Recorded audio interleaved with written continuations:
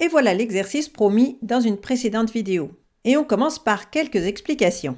Pour accorder un adjectif avec un nom, en français, on est habitué à dire que ça s'accorde en genre et en nombre. En russe, on ajoutera aussi « et en cas », car l'adjectif suit la déclinaison du nom. Mais alors ça, on n'en parlera pas aujourd'hui. Si vous voulez avoir tous les détails, j'explique comment on fait dans mon atelier déclinaison numéro 2 qui est disponible sur mon site. Mais pour l'instant, on va déjà s'intéresser à ce qui se passe au nominatif parce que c'est la base et inutile de vouloir aller trop vite. On va déjà mettre en place un réflexe très important.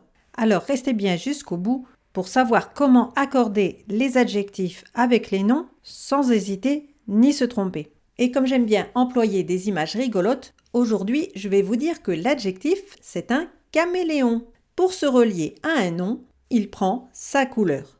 L'adjectif est complètement dépendant du nom pour sa forme. Donc quand on parle russe, on va choisir la désinence qui va attacher comme il faut l'adjectif au nom qu'il qualifie. Et on a intérêt à ne pas se tromper. Alors premièrement, l'accord se fait en nombre.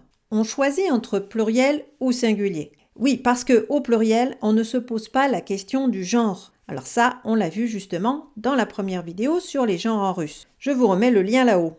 Alors si le nom est au singulier, par contre, on doit aussi accorder en genre. Au nominatif, on a le choix entre 3 formes, le masculin, le neutre et le féminin. Alors, il y a une subtilité pour l'accord de l'adjectif qui peut devenir une véritable difficulté pour nous. En effet, c'est bien le nom qui appelle la forme de l'adjectif, qui définit quelle forme on doit donner à l'adjectif, quelle désinence on va mettre à la fin.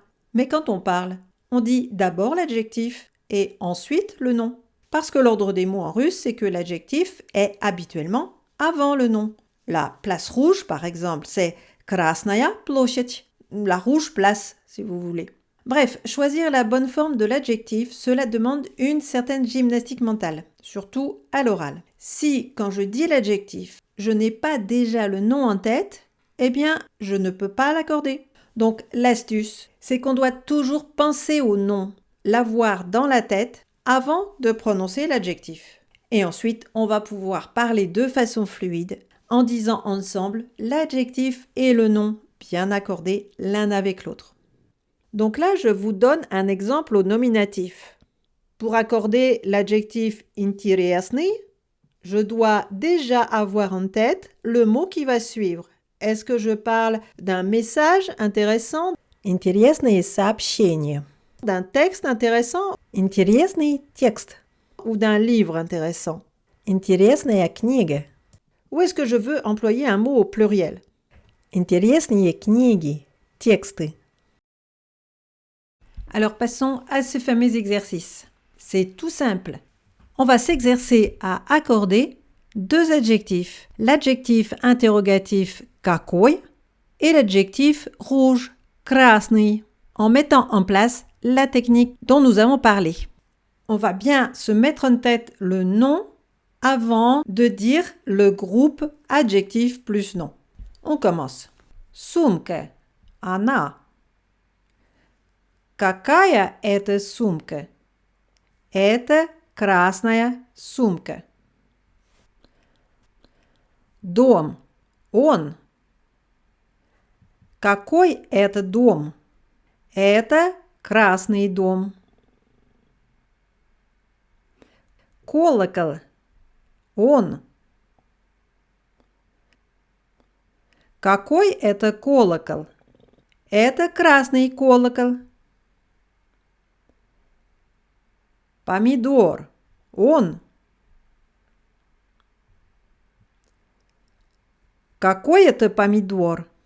Это красный помидор. Passons à la deuxième ligne. Окно, оно. Какое это окно? Это красное окно. Майка, она. Какая это майка? Это красная майка. Платье, оно. Какое это платье? Это красное платье. Кукла, она. Какая это кукла? Это красная кукла. Alors, si vous pensez que cet exercice vous est utile et peut-être que vous en souhaitez d'autres du même genre, eh bien, dites-le moi en commentaire. Alors, récapitulons. Si vous voulez maîtriser les genres en russe, eh bien, c'est sur cette chaîne que ça se passe, avec la vidéo, genre des noms et accord de l'adjectif. Si vous voulez maîtriser toutes les formes déclinées des noms et des adjectifs, eh bien, c'est sur mon site. C'est l'atelier déclinaison numéro 2. Si vous ne comprenez pas comment fonctionnent les déclinaisons en russe, filez voir l'atelier déclinaison numéro 1. Ce n'est pas pour rien qu'il s'appelle Comprendre les déclinaisons russes. Et pour être au courant de mes prochaines publications, eh bien, abonnez-vous à la chaîne et activez маленький колокол. À bientôt. Пока, дорогие мои.